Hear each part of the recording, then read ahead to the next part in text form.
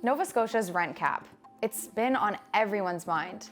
Nobody knew if it was staying or going at the end of this year, and last month we found out it's staying for now. As a tenant, this is something I think about a lot, and as a journalist, it's something I hear a lot from other people.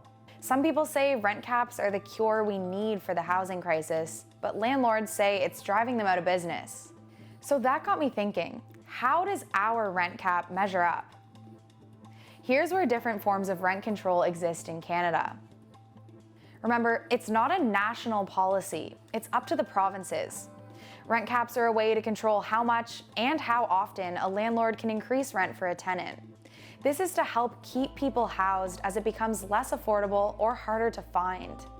In some places like BC and Ontario, it started as far back as the 1970s and still exists with some changes.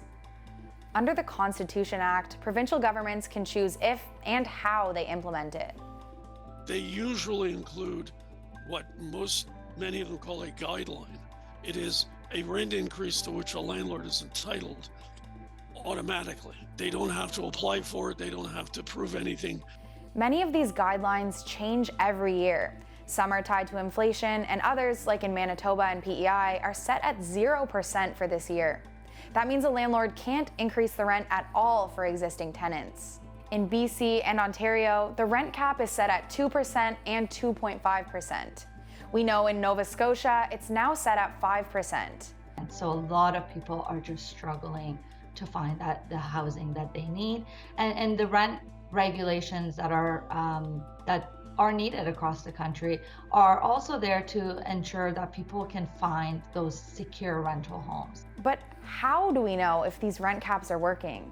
BC and Ontario may have had rent caps for around 50 years, but the average two-bedroom apartment in Vancouver or Toronto is the most expensive in the country. So what's going on?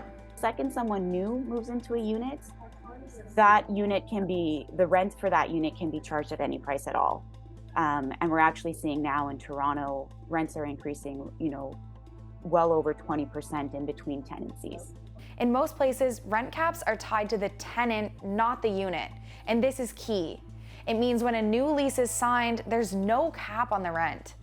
Tenant groups say this is leading to evictions or people being afraid to move because they just can't afford to sign a new lease somewhere else. This is something we've seen a lot of in Nova Scotia. Rents even doubling and tripling between tenants, and landlords using fixed-term leases or rent evictions to get people out so they can charge more. But landlords say sometimes this is the only way for them to recoup costs, maintain buildings, stay in business, or encourage new construction. But in all cases of rent control in Canada, except Nova Scotia, landlords can apply to increase their rent over the rent cap guideline, if they can prove they put extra money into repairing or upgrading their building.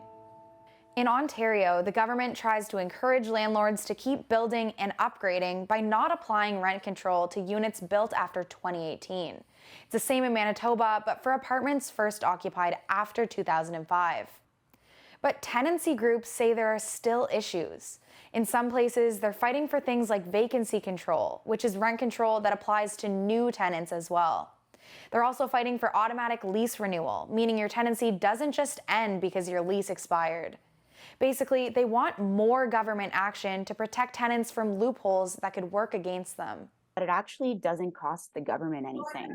It's a way to regulate this housing market that is getting completely out of control without actually, you don't need to raise taxes, you don't need to put in a massive program. And it's not just tenants saying the government needs to do more or do different things. Landlord groups across the country say they're paying the price for a lack of government investment in housing. And it's hard to do business when things are constantly changing. I think one of the biggest hopes that most landlords have is just simply stability and certainty. Understanding what is going to be happening going forward, knowing that there isn't going to be a last-minute change to rent increases, which is something that we've seen in the past. But what if there was another way to handle the housing crisis? We're really turning people's attention away from where the problem is, and it doesn't create long-term sustainable resolutions to the issues that are causing the housing crisis. That's Michael Cabalin with the Affordable Housing Association of Nova Scotia. one group you'd think would want rent control. But right now, they say it's not the answer. A lot of the interventions now, like rent supplements and others, are again stopgaps. And we continue to see stopgaps being put in place on the housing system, right? Putting people in hotels or purchasing hotels as shelters are all necessary things now, but they weren't, right? They're reactions to not doing what should have been done for a long time, which is building of more forever and deeply affordable housing. I asked him how building more housing for people most in need will help someone like me who has a job and an apartment but is scared to lose it if the rent cap comes off. He says rent control is necessary to protect people for now, but it actually won't make anything easier or fix things in the long term.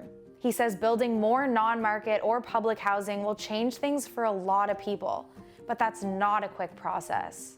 So the rent cap is what we've got for now. How does Nova Scotia's compare to the rest? We have the highest threshold for rent increases and fewer protections for tenants, but also fewer workarounds for landlords trying to recoup costs. As we've seen here, that can lead to some bad situations. With the rent cap now in place here for at least a couple more years, the biggest thing tenants will have to watch out for are things like fixed-term leases and rent evictions, something I hear about all the time. So you can see rent caps are not black and white. They don't create easy answers. But both sides of the debate do share some common ground. They agree more work needs to be done to fix Nova Scotia's housing problems.